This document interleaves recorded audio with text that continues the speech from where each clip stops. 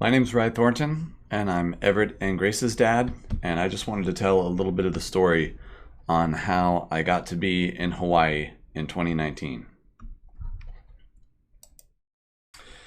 When we first got married, before we had kids, I was very excited about being a dad, and I stopped pretty much all recreational activities and just really was hyper focused on saving money, buying stocks, buying gold and silver. I had wanted to buy Bitcoin, but Mrs. Garcia's dad had talked me out of that at that time, which is a shame because I could have owned 300 Bitcoin for about $300, about the same year that Everett was born.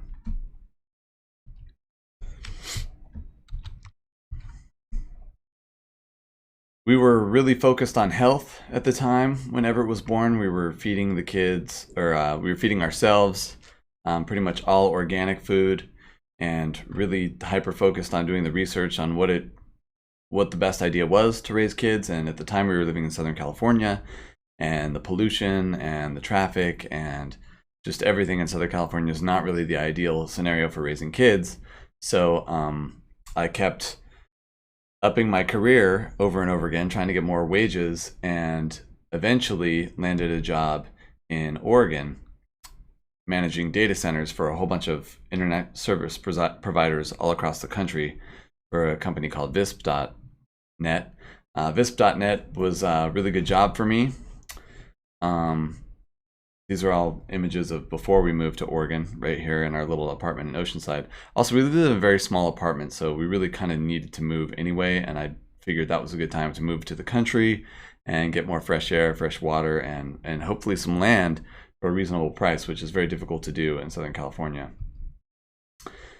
This is me and Everett and my grandpa, who's passed on since then, and my dad, or Everett's grandpa, and Everett and Grace haven't seen their grandpa or talked to their grandpa in years now, and that's a big part of why I'm here too. It's not just that the kids have been alienated from me, but they've been alienated from my entire side of the family, and it's been really a tragedy for everybody in my family, especially my mom and dad, who are getting up there in years, and were very involved in the kids' lives right up until we got divorced. So when we moved to Oregon, we stayed very focused on health and saving money and making money. I kept getting promoted at my job, kept getting raises at my job. Pretty soon they were flying me across the country to help design data centers for our clients. And I was also in charge of training a lot of our staff on the networking technology that our business relied on, and most of our clients' businesses relied on. And at this point, we also tried to buy a house from my uncle in Grants Pass, and we totally remodeled that house too. This is before we moved into that house, though. This is we had a rental on the river in Grants Pass there, and this is Everett playing on one of my guitars here. And again, here's this was Father's Day. I think this must have been 2013. And that's Everett and me and my dad's dad, who has since passed on. This is the house that we bought in Grants Pass. It was 5 or 6 acres, and there was all kinds of fruit trees, and we were remodeling it. When we first bought it, it was quite run down, and it was infested with fleas, and so we laid diatomaceous earth all throughout the house and killed all the fleas, and then totally remodeled it stem to stern, put in new floors in some rooms, repainted almost all the rooms, touched up all the walls that needed to be touched up before painting. It was just going to be a really great place to be raising kids. But I'd kind of reached the ceiling of my job at Visp, and it was very unlikely that I was going to be able to make more money there. And also, one of the guys who was my immediate boss at Visp, a really great guy, was still a good friend of mine to this day. He was just so capable at his job, it was unlikely I was going to get advanced past him because he's, absolute IT wizard. So that's just the reality of that situation. So I did start applying for other jobs. This is still Grants Pass. This is Halloween. I think Everett was a dinosaur here. And this is still Grants Pass. This is the kitchen that we remodeled. We painted it yellow. Mrs. Garcia had picked that color at that time. And here's Everett and I having a fun bad hair day together, making funny faces. And then Grace was born in December of 2013, and seemed like everything was going really, really well. But I wasn't really making quite enough money. I mean, I was making good money, but it just wasn't quite enough to save money and to have enough to put the kids through college and pay off the house and all that kind of thing. So, so I was applying for other jobs at this time, and these were some very happy times here. I think this is Christmas of 2013. We're still in Grants Pass here. And then so I got a job eventually as the IT director for 13 school districts in Coos Bay, Oregon, working for the Education Service District there. So we were basically in charge of the upper level IT routers, firewalls, and servers for 13 different school districts on some level. Some of the school districts we managed everything. Some of the school districts we only managed a portion of their IT. But a lot of the districts we managed in a really hands-on way. This had to have been early 2014, somewhere in there. This is when we first got to North Bend, which is Coos Bay and North Bend are pretty much the same town, and we were renting a place there near the beach. And I'm wearing my work outfit here. This is definitely something I would have worn to work. So this must have been after work. The job was very grueling at the ESD. I was sometimes working 60, 70-hour weeks, depending. And I wasn't really seeing the kids enough, so that was frustrating. Then eventually we bought a farm there in Coos Bay. And that was very exciting. 24 acres of, some of it was pristine temperate rainforest, and some of it was farmable land. And I was researching on how to grow commercial organic kiwis. Apparently it's a good climate for kiwis, and kiwis are pretty lucrative cash crops. So this was us. This must have been Christmas 2015, I think. Maybe when my parents came down from Alaska. Must have been somewhere in there. And we dressed up and did family photos, and happy times. And but again, at this time I was working far too much. I was working way too many hours, and my boss was not my favorite person that I ever had to work for, which is funny because all my previous bosses have been great. I had a really great boss in San Diego. I had a really great boss in Grants Pass. And actually, I have a bunch of really great clients here in Hawaii now, and some still in Arizona, California, and Oregon still. Actually, I still have a few clients there as well. Here's me and Everett. These are family photos. This is one of the last photos of my grandpa, or Everett's great-grandpa.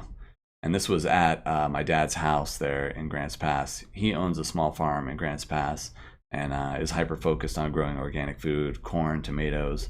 We were eating really, really well there, which was kind of the point why we moved there. We were trying to get as much organic, homegrown fruits and vegetables as we could, since we had a young growing family. This is me and Everett at the Oregon County Fair in Grants Pass, at the Josephine County Fair. Where I used to, in high school, actually, my swim meets were at the YMCA, which is right in that same complex there, really nearby where this photo was taken. And this was on our street in Grants Pass around Christmas time. This must have been maybe the year after Grace was born? No, it had to have been the year, this must have been before Grace was born, early Christmas time. And here is my whole family, my mom, my brothers, myself, my stepdad, and Everett and Grace. They came down at least once a year to come see the kids, and we flew up to Alaska to come see the kids, and we video chatted all the time with the kids. And almost all of them have no relationship with Everett and Grace now. It's been 3 years, and the alienation has been so egregious by Mrs. Garcia that they've pretty much all given up. They don't even I don't even know that they send cards or anything anymore. I also have a stepsister too, who's not in this photo, and she's never got to meet Everett or Grace. She met Everett at the baby shower in San Diego years and years ago now. Here's me and Everett and Grace at our rental in North Bend. This was probably either after work or on the weekend there. And here we are eating a bunch of organic vegetables out of our own garden. We had quite a nice little garden there in North Bend, although it was a little too close to the ocean, so the wind blew kind of hard, and it was difficult to grow plants that would get kind of smashed down by the weather there because we were just too close to the ocean. When we bought the farm in Coos Bay, inland a little bit, the weather was a lot more mild, and we were able to grow a lot more food. Here we are at State Park, I think, on the Oregon coast. We used to go hiking almost every weekend, really focused on health and what was best for the kids every day. That's just, I was so ecstatic to be a dad and was just really hyper focused on feeding them the best food we could feed them and getting them plenty of outdoor activities and exercise, and for me to get plenty of outdoor exercise as well, so that I could definitely make it into, to maybe be a good grandpa someday, God willing, or at least be around for them to graduate high school and go to college and all that. This was probably the Shore Acres State Park. This might have been that same day, I think. Here we are on a different hike at a different location on the Oregon coast, and there's Grace in the front pack. She was just a new baby at that time.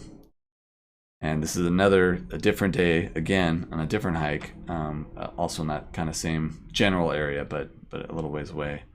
The Oregon coast is really beautiful, and we were really, really lucky to live there. And at the time, I was making a lot of money at my job. I was making upper five figures, and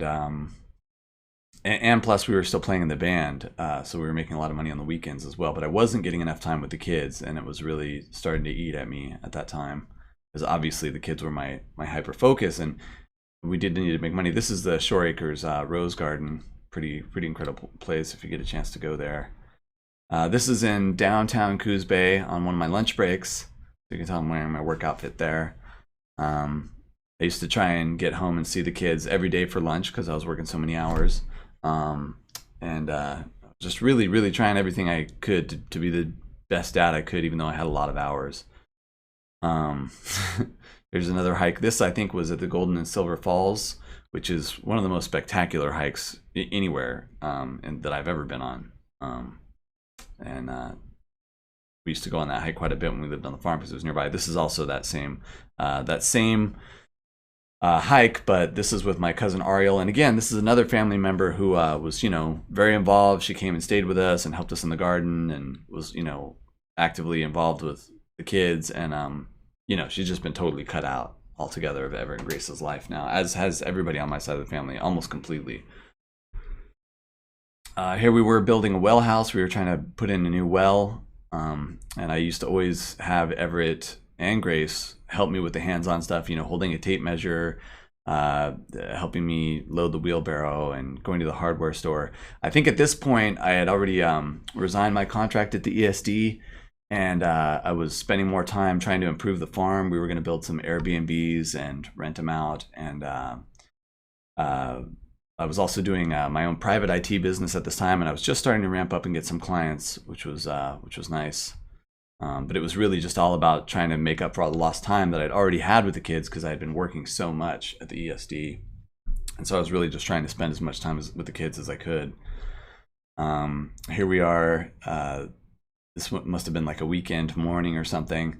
Sometimes Grace would go outside and pick wildflowers and come running in and bring wildflowers directly into the bedroom, and Everett would jump in the bed and we would read Dr. Seuss or Narnia or Robinson Crusoe. Those were all things we were reading at this time when we took this selfie here. These were probably the happiest times of my life, if I'm being honest. I was with the kids a lot. Now, during this time, Mrs. Garcia had taken a job at a marijuana dispensary, and so she was working pretty much full-time Monday through Friday at a marijuana dispensary, and I was with the kids full-time at home, working on the farm and working on their education. Everett completely knew how to read. In fact, while he was here at the house in Oregon, where these photos were taken, he was reading the Narnia Chronicles. This is in the airport. Grace and I got left behind when our flights got separated, and Everett and Mr. Garcia flew ahead of us to San Diego, and we waited behind at the airport. I think this must have been Portland or maybe Eugene or San Francisco. I don't remember what it was. I think it was maybe in the middle of 2 flights, so it wasn't our destination. We got stuck at some airport for hours. We were there for 8 hours waiting for the next plane. It was a tough situation, but Grace was a real trooper. You could tell we're both really tired in this picture, though. And now this is down in Encinitas. So during the time when we were in Oregon, Mrs. Garcia got a job at the marijuana dispensary, and she was drinking more and more heavily every day. She would go out drinking on her lunch break with her boss, who's locally known as Rotten Robbie. He's a guy with a huge criminal past and several ex-wives, and he definitely drinks a lot and does all kinds of other drugs. And most of his employees also are heavy drug users and drinkers. I mean, that's, kind of who you attract when you own a marijuana dispensary. And at that time, Mrs. Garcia was drinking more and more, and really smoking a lot too. She was doing dabs in the office with other managers, and she was driving too. Even though she already had 2 DUIs at this point, she would get really drunk and really stoned and then drive around Oregon. And I was very concerned about it. And I kept trying to get her to stop drinking, but she wouldn't listen to me. She would drink to such excess and also do dabs, which is like a highly concentrated form of marijuana. It's not just like smoking a joint or smoking marijuana, the flower out of a bong or something like that. It's the oil resin that's like a condensed form of the THC. It's very, very strong, very intoxicating. I've only smoked dabs once myself, and I was like, I was very stressed out. I had very huge anxiety because it was very it was a very overwhelming experience. And she was doing that on the regular at this time, and drinking a lot. And she would come home, and she would be so you can call it crossfaded when you're drunk and stoned. She would be so crossfaded, she would sit on the couch and just kind of scroll through Netflix and never pick something. All she could do was just go through the menu endlessly without ever picking something. And the kids would be like, are we gonna watch a movie or what? They wanted to play with their mom because she'd been at work all day. And it was kind of at that time that I realized I had to stay a stay-at-home dad, because she was not exhibiting responsible behavior as a parent, or even just as a normal, healthy, functioning adult. And at that time, that's really kind of when our marriage started to fall apart, because I lost respect for her. The more she was going out drinking, the more she was getting stoned, the less she was being involved in the kids' lives, the less she was involved in the farm as well. And also in our music group, we were really suffering too, because she would get so drunk at the shows that she couldn't play well. And then so we were starting to not get quite as many good gigs as we had before, and so that was mitigating our income as well. So that was kind of the situation, previous divorce. And then one night, she passed out drunk and had left her phone on the charger, so the screen was on. It didn't go to like screen lock mode, and I started seeing texts roll through from some other guy. I'm the luckiest guy. You're so gorgeous. All this kind of stuff. And she'd been gone a lot, so I'd kind of had already suspected there was something going on. And then so the next morning we had a big fight, and she left and took the kids to San Diego to go live with her parents. So that's what happened. And then I sent the email, which I've entered into evidence, saying, hey, listen, just please don't hurt my relationship with the kids. I'll give you anything, literally anything: houses, cars, money, computers, whatever you need. I'll make sure you have it. Please don't hurt my relationship with the kids. And of course, then she knew exactly how to hurt me, so she didn't let me see the kids at all, pretty much from that point on. Anything she's done since then has been pretty much like window dressing to attempt to show the courts that she's been allowing visitation or following the court orders. But really, it's not even the letter of the law. She's violated the letter of the law, and she's certainly not following the spirit of the law, and she's certainly hasn't been acting in the kids' best interest as far as letting them have a relationship with me, my parents, my brothers, my cousins, anybody on my whole side of the family. In fact, we were supposed to go see my grandmother Christmas of 2017, I think, and she violated that Christmas visitation order, and then my grandma died. So they never got a chance to meet my great grandma or their great grandma, and she never got a chance to meet them. And that's something I don't think I'll ever get over. Much less the other, almost 3 years now of extreme alienation and me not being there for the kids' first day of school, not being there for the holidays, birthdays, not being able to see Everett sporting events, not being able to go to the, choral performances at the school, or the Christmas pageants or parades, or I've just been totally out of the kids' lives almost for 3 years now.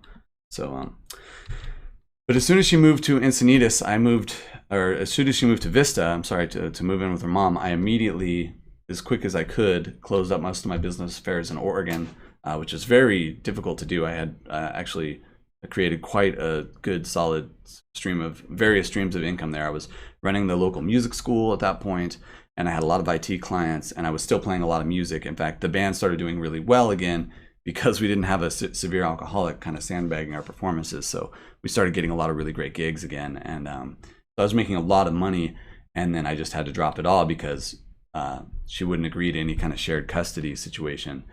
And so I just had to pretty much move to Southern California and start fighting in the court system there. The court system there is much more backed up than it is here in Hawaii. It's much more backed up than it is in Oregon. And you almost never get the same people at the court. You're always going to get a new case manager, a new judge. It's very chaotic, the California family court system, and very unfair and unjust, and I'll go into that in more detail later. But as soon as you move to Vista, I moved to Encinitas right away. I lived in Encinitas before, and I knew that one of the top-rated elementary schools in the country was in Encinitas, so I wanted to make sure that I had a residence in that district so that if I did get custody, Everett and Grace could start going to school there at Paul Ecke Elementary School in Encinitas, which is a school that I used to teach. Some of my violin students went there, and I had been to that school many times, and I'd seen it. They have a really great gardening program and a reading program, just an amazing school. And if you're going to be in Southern California, that's definitely where you want your kids to go. So I immediately got residence very near that school, which was very costly. The rent there was $3,000 a month, and I got a 2-bedroom, and I completely furnished it, bunk beds, all new sets of clothes for the kids, books, toys, laptops, just everything the kids could possibly need. And I was really trying to set up a really nice place for them for the eventuality of when I got some custody, but that didn't end up happening. This is us at the Botanical Gardens in Encinitas, a pretty legendary place. This is me and the kids when I had custody of them for a brief bit. We went on a camping trip in the High Sierras, and this is a picture from that, parked somewhere outside of Death Valley. But I was always trying to do something educational and healthy with the kids. That was just been my whole focus. This is our old house in Oregon. Here we had chickens that we had raised since they were chicks, and they were all organic, and they laid all organic eggs all over the yard, and the kids would go and collect the eggs. And this is us at the historical Coos Theater, the Egyptian Theater in Coos Bay, a really interesting, cool, old building. I didn't get enough of the architecture there, but we used to go and see, I think we were watching The Karate Kid, the original Karate Kid. They used to show classic films there, and we used to go. This is us parked in the driveway at the farm, about to go into town. One of my IT clients was actually the local co-op that specialized in local and organic foods. So I was actually getting a discount on like organic food that we weren't growing ourselves, because they were one of my clients. And the kids used to love to go there. They knew, it's a small town. They knew everybody's name. Everybody knew them. It was really like just a wonderful place for them to be living. And it's just a shame we didn't get to keep living there. This is, again, I think the Golden Silver Falls hike. This is me, Grace, and Everett. We're heading the Golden Silver Falls hike. Just a spectacular hike. That's Silver Falls behind them there. And the kids were always such good hikers. This is Everett at the Coos Bay Library when I took him to toddler story time. He was so far ahead of the class every single minute of every day. He's just an avid reader. I think since then he's read all the Harry Potter books and every book I've ever given him. He's just read cover to cover instantly. This was when I had them in that summer of right before the divorce trial.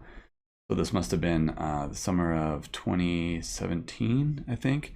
And we went to the Tall Ships Festival dressed as pirates, which was really fun.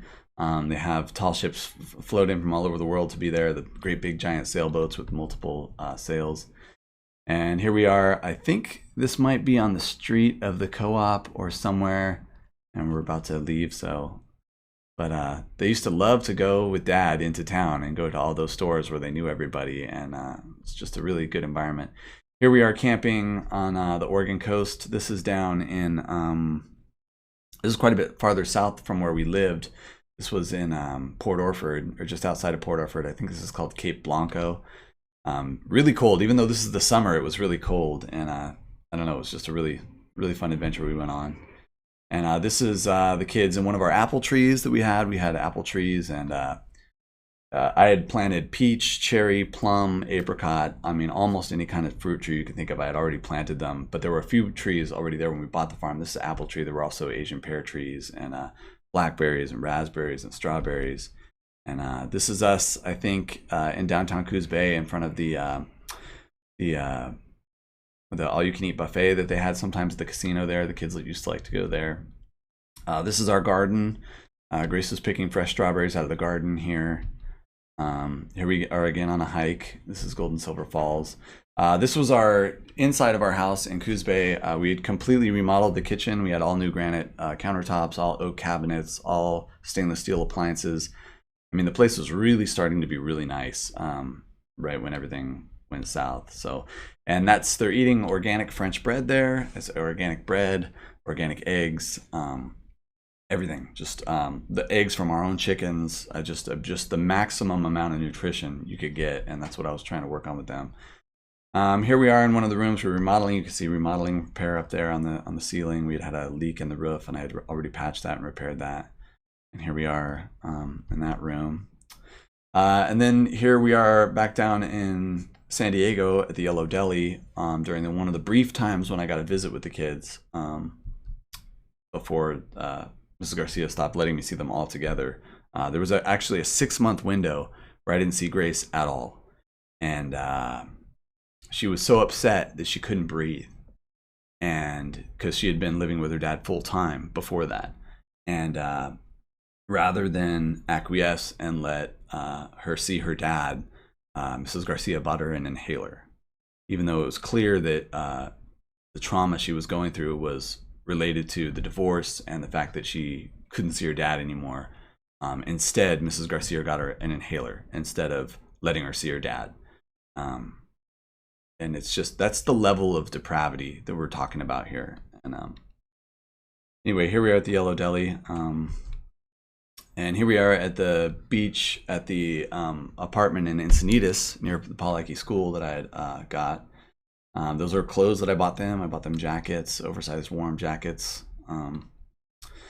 And here we are at a therapist in San Diego County who was under the employ of Mrs. Garcia and did not give us a favorable ruling because he was being paid by her. So obviously we didn't get much out of that. This is us doing a video presentation, kind of like the one I'm doing now, at the apartment in Encinitas, and having a video chat with, I think, my mom and stepdad, and when I took the screenshot. Here we are at an airport. This is before the divorce. This is when we went to go fly to Alaska and visit my mom in Alaska. Here's me and Everett and Grace on the 101 in Carlsbad, going to lunch. Even when we went out to eat, I always made sure they ate super healthy acai bowls, lots of fruit, lots of vegetables. I'm just, once I became a dad, that's all I cared about, is taking care of my kids. And this last 3 years of just not being able to even see them hardly at all, it's just been really horrific for them, much more than for me. And it's unfathomable because I can barely fathom how horrific it's been for me. So here we are again on the Oregon coast on a hike. This is us at the Pax Family Visitation Center. We build things in color. It's really tough at the Packed Family Visitation Center though, because it's really stressful. You got to come in and out so quickly, and there's so many rules. Like we can't talk about the video chats. I can't talk about their birthday. I can't talk about anything in the future or the past. There's like a lot of rules that I understand are designed to help the kids, but they really hinder the relationship that a parent can have with their kids. A lot of the rules are just not helpful or healthy, and it makes this really weird, stressful, artificial environment to see your kids in, which I'm sure is necessary in some cases, but obviously I don't feel it's necessary in my case at all. I have no history of drug or alcohol abuse. I have no criminal history whatsoever, no history of violence, nothing, and it's been 3 years, and this is what I get: an hour and a half every 6 weeks. She's been only letting me see the kids every 6 weeks at family visitation, even though according to the existing ruling, I'm supposed to see them, 2-3 times a week. At this point, I only get to see them every 6 weeks. She demands that there's a 30-day notice for every visitation, and she uses that to postpone each visit as far out as she can. And at one of the visits, she told the kids that they could come visit me, or they could go to a birthday party. So they came running in, said, "Hi, bye," and then just ran out. And I hadn't seen him for 6 weeks, and I didn't get to see him for another 6 weeks after that because of her machinations with the 30-day notice clause or whatever. And I mean, that's when you're really starting to do damage to the kids, when you're making them aid in their own alienation from their parent. That's what really the evidence shows. If you read anything about parental alienation, the evidence shows that that's when you start doing the most harm to the kids, when you're allowing them to decide to alienate the other parent. And in this case, by saying they could either visit their dad or go to a birthday party. Of course they picked the birthday party, rather than sit at Packed and build plastic houses for an hour with a stressed out dad who can't even talk to them. Yeah. This is us at Packed Family Visitation Center as well.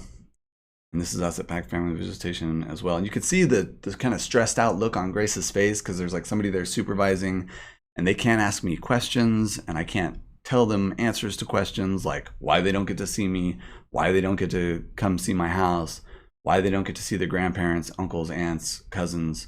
And I'm not allowed to talk to them about any of that. And you can see that it's very stressful. This is the last visit that we just had a few days ago. And now suddenly we have a very soon visit, which again, this is just Mrs. Garcia trying to do window dressing and make it seem as if she's being fair with the visitation, when it's really just an act. She will do everything she can to not let me see the kids, and or anybody on my side of the family. And I hope to I plan on providing the Skype logs so you can see just how little I even get to talk to them via video chat. Some of the video chats are like 5 seconds, some of them are 5 minutes, and so that's only an hour a week. There's supposed to be 3 20-minute video chats. That's only an hour a week that I'm even can get with them, and she's shortened that down to like 10 or 15 minutes per week for both kids. So that's like 6 or 7 minutes each they get to spend with their dad per week. And this is the dad who they were living with full time on a farm that we owned, eating all organic food and doing healthy outdoor activities, until she went on this new path of going from Navy guy to Navy guy to Navy guy, finally finding one who needed out of the barracks bad enough or whatever. I don't really care. And I wouldn't mention it either, except for she took the kids on dates with all of those different Navy guys.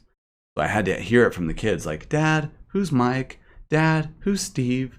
And I heard through the grapevine there was another Navy guy in between Mr. Garcia and one of the previous two. So I just, I understand once you're divorced, you're going to go start dating other people and meeting other people, and that's fine. But the fact that she took the kids with her on all those dates with all those different guys that's a level of depravity I just found shocking. And as a result, I've been furiously trying to fight in every court system I can. This is us at Packed Family Petition, rough housing. Wearing the Santa hat. I bought Grace a ukulele for her birthday, and And this is Everett reading Our Nest is Best. And there's just another couple more shots of us from the past. This is us in Alaska visiting my parents.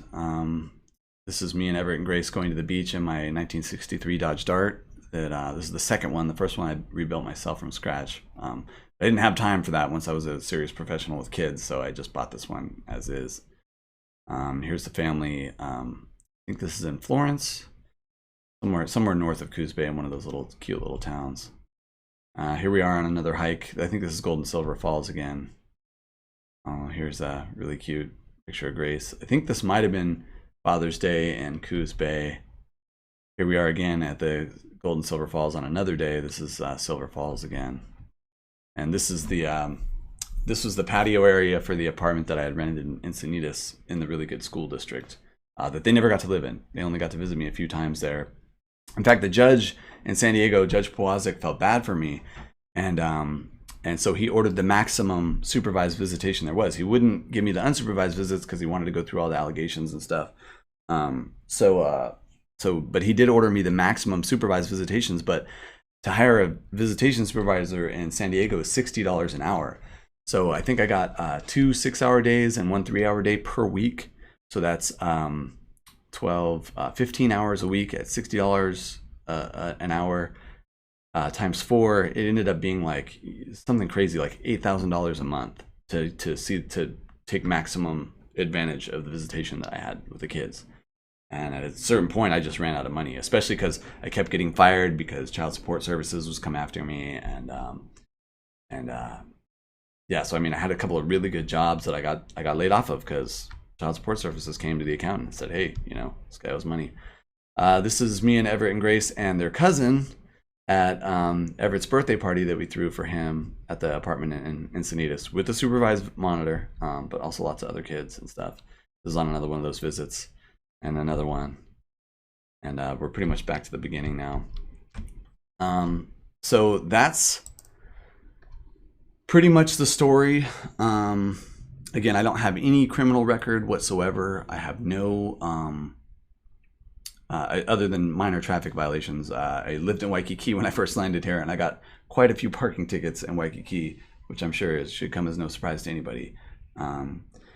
I have just been fighting and fighting and fighting in every court, every way I can, just to get to see the kids so that they could be as least damaged by this process as possible.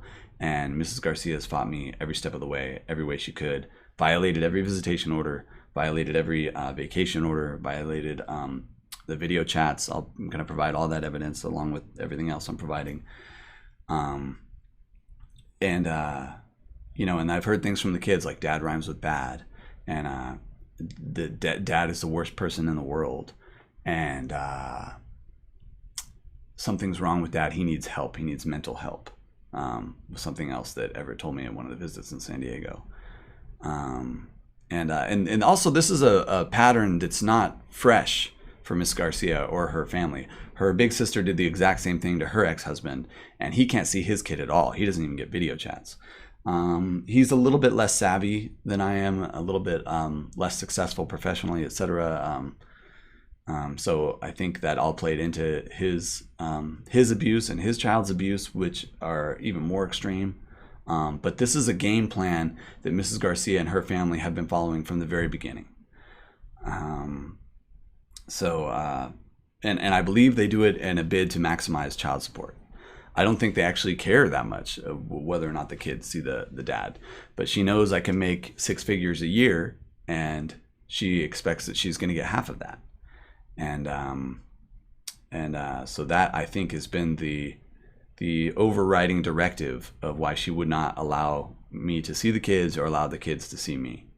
I don't know why she's been so cruel to my parents or my brothers or everybody else on my side of the family. I'm not really sure what that's all about.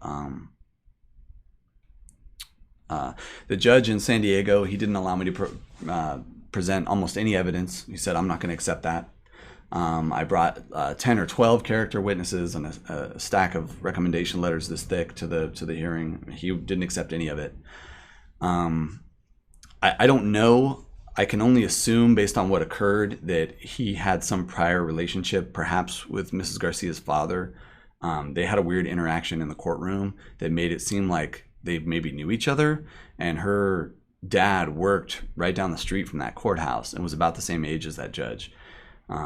So I don't, I don't know. That's just speculation on my part, but the ruling was so crazily one-sided and unfair. I mean, especially considering I have no criminal history of any kind whatsoever.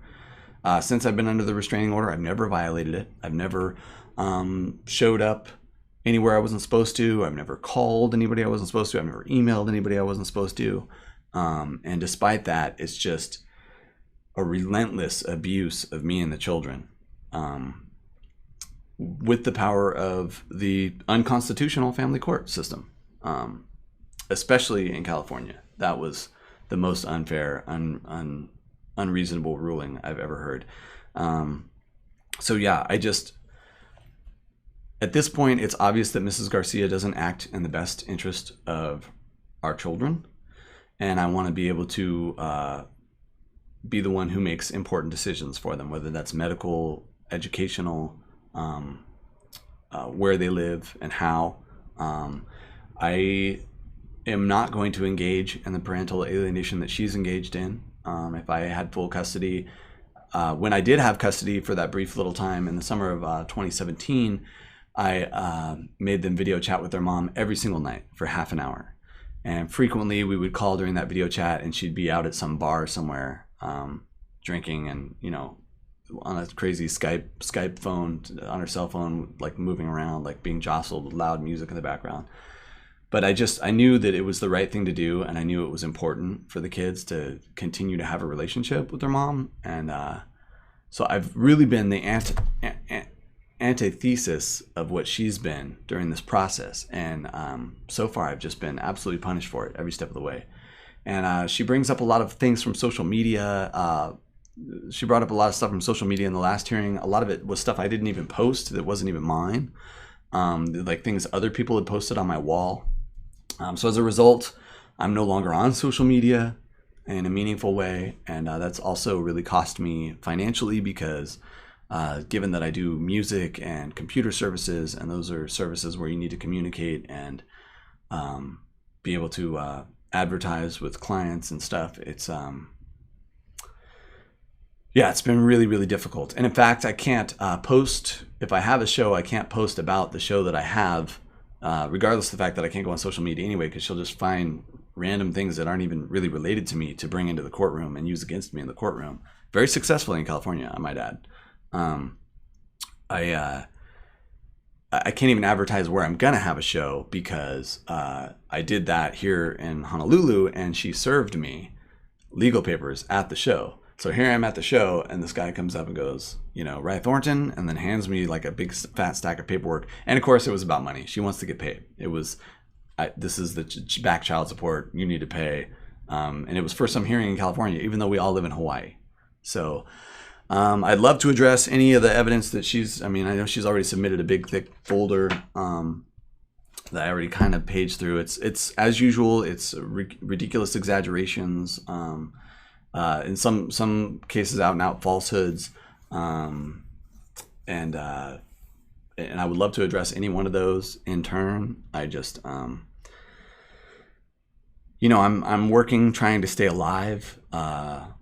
I can't get a W-2 job because then the state comes and takes my money immediately, and gives it to her. And she, in the past, has used any money that she's gotten to hire lawyers to keep me from seeing my own children. So I'm just not doing that ever. And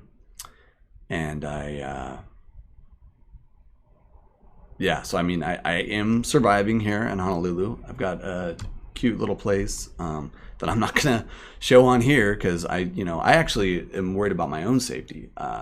The egregious manner that Mrs. Garcia and Mr. Garcia, honestly, he's at least an accessory to the crime at this point, have kept the kids from me, and from having a relationship with me, is so cruel that for me, it doesn't seem that outlandish that they would, maybe do something to me. or pay to have somebody else do something to me. So I'd rather not them know where I live, know where I work, know anything about my life, not just for my own peace of mind and comfort, but honestly for my safety. Like, they've been so unbelievably cruel towards my children and me and my entire extended family that at this point, I don't trust them to do anything even reasonable, much less positive or kind or anything in that vein.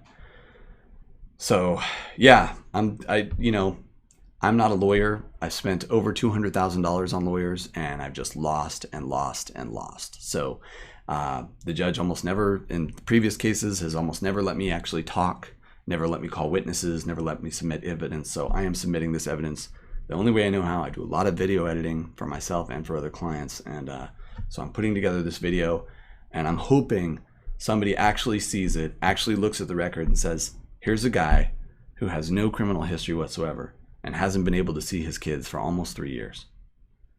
And that is just a travesty.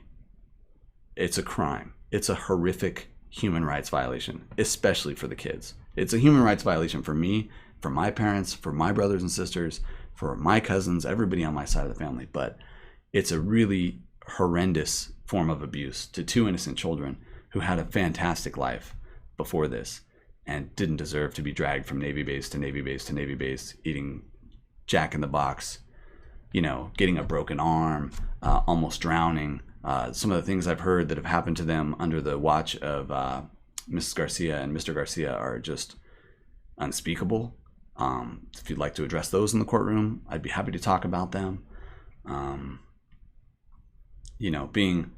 Having all of my parental rights just absolutely violated has just been very difficult, and I've made it through, and I'm proud of myself on that. I mean, I have a place to live, and I have work, and I am eating and exercising and showing up to continue this battle over and over again. But it's been very, very hard, and I had to move away from all my friends and family, all my colleagues, twice already. I had to move from Oregon to California, and then I had to move from California to Hawaii, and it's been very, very hard, very hard. And I really don't know if I can move again like that. And so I just don't want to be, I just want to present a stable environment for my kids to be able to be in at least part of the time. I would really like 50-50 custody right down the middle and have no interaction with Mrs. Garcia at all. If that's what I could get, that would be absolutely the best for me. I think it would be absolutely the best for the kids. The weeks that I have them, I could take them to school, do like a half day at work. And then the weeks I don't have them, I could do, a day and a half every day at work. I am kind of run my own business and kind of manage my own schedule. So I'm fortunate that way. But it's been a long, hard journey, and I'm tired. And I don't know that I can pick up the pieces and start this fight all over again in another state. So I'm just asking, please, to stop all of this.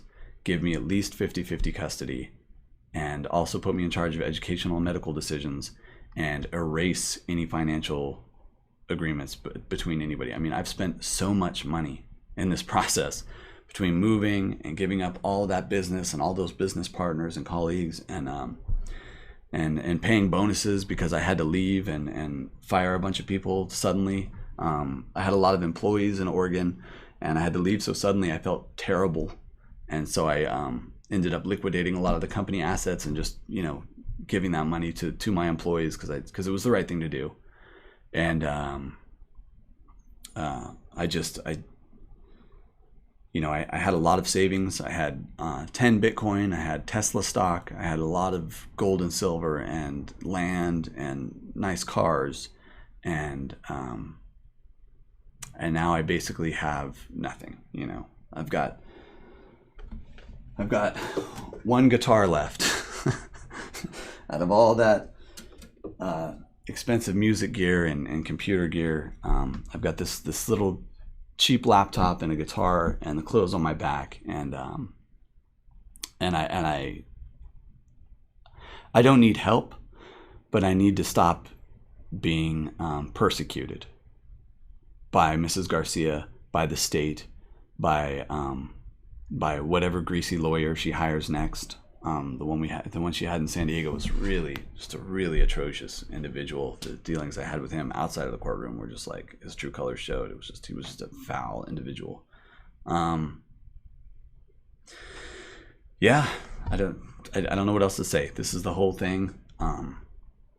If you have anything else to ask me, I've got all my paperwork here. I'm going to try and put together a Skype log and maybe a couple of pie charts about how little she's allowed me to be in the children's lives these last 3 years. Yeah, I swear this is the truth, the whole truth, nothing but the truth. And I don't know what else to say other than what I've said. So Everett and Grace, if you ever get to watch this video and we don't solve some of this soon, when you get older and you get to watch this video or whatever, just know I love you very much. And I have done everything I can to help you guys during this. And I'm so sorry that, that I've been unable to up to this point. So, all right, thanks for listening.